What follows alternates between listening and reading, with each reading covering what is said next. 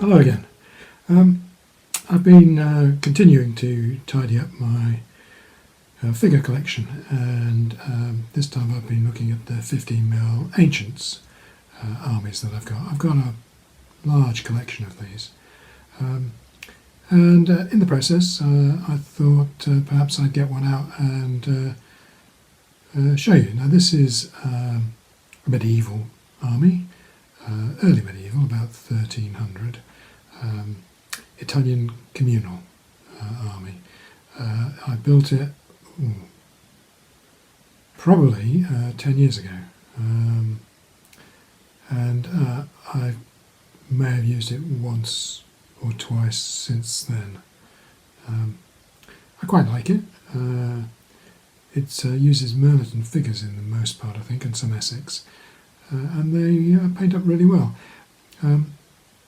There is something going around about the likes and dislikes of the hobby, and one of the things I dislike about the hobby is bent spears, and I have found that a number of these have either got their spears bent or have lost their spears altogether, which is a little troubling, but I'll show you anyway. So I'm going to turn the camera around now and show you what they look like. These are the foot for the army, infantry, spearmen. I chose a scheme, dark red and white, and I broadly used all those colours throughout for the shields, and where I've painted the armour I've used the red and white on the armour as well. The idea was to give it a bit of a theme, and I was quite pleased with how it came out. I'm going to move the camera in so you can see a bit closer what we've got here.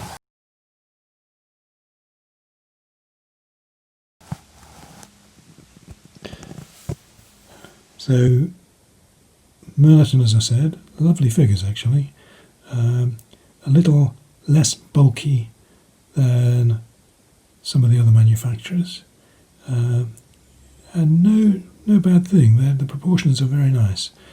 I shall move across and you can see the other end of the line.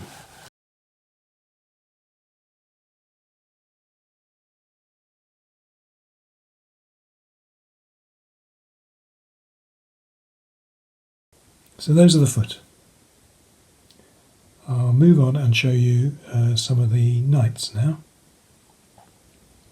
More Merton figures this time. These are communal knights. The theme, the red and white theme, has continued through these. On the shields mostly, not on the surcoats. They were in the kettle helmet and mail armour. I think they're pretty interesting. I would have liked a few more horse poses, I must admit. I think there are only two. And the charging lance couched pose does present some problems when you try to move them into contact with other figures. But nevertheless, I think they're pretty good, and I was quite happy with the way they came out. These are hand-pushed carts with blades both attached to the wheels and to the front of the vehicle. The lists I was using allow you to have these, but they're difficult to find. I didn't find a manufacturer, so these are all scratch built. I raided the bits box for wheels, so some of the wheels are solid and some of them have got spokes, and I used a variety of odd figures, again from the lead pile. Some of these are actually Chinese figures with head swaps, because the poses were pretty good for pushing figures, I thought. I'll turn one around and you can see what it looks like behind.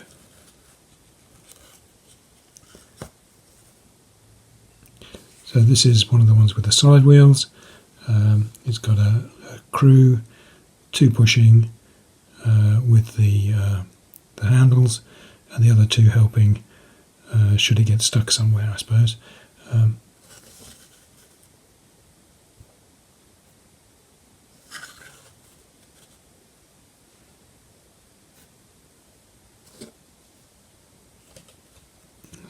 go.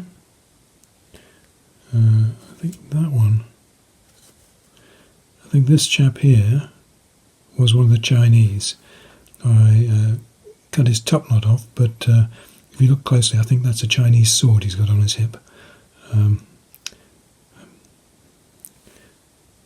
So those are the war wagons. Plaustrella, I think they're called. How effective they were in real life, I don't know.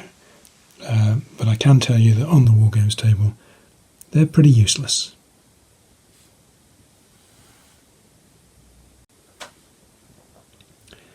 These are dismounted knights.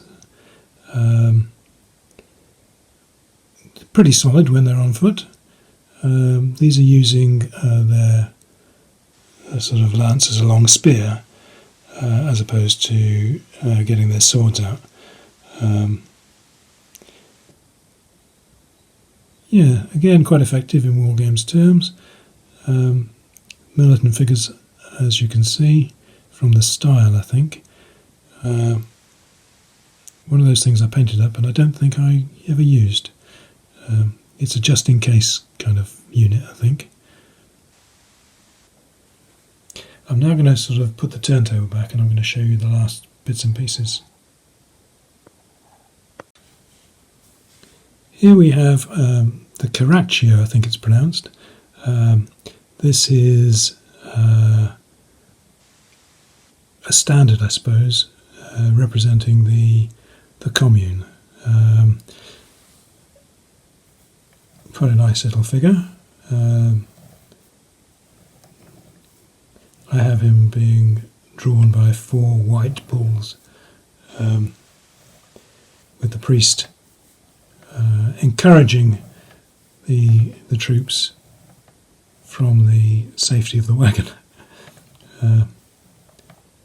One of the issues I had was the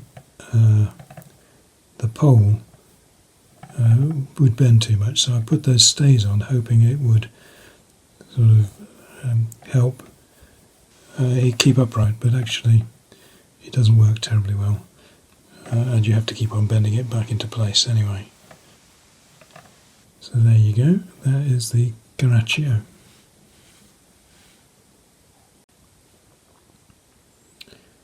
And this is the final thing I'll show you. This is a general element, so it's a mounted version and then a dismounted version of the same figures. I was quite pleased with how they came out. I think these are hand drawn and painted, these the flags, as are all the shields. I'd have a couple of goes, if I remember rightly, getting the dragon, not the dragon, the eagle, to look right. But it worked out all right in the end, I think, and stands out quite well on the battlefield. So there you go. That's my Communal Italians. There's plenty more, but the other figures that go with this army are more generic, that will fit in with any of the medieval armies I've got. So sometimes they might be British, English, sometimes they might be French, sometimes they might be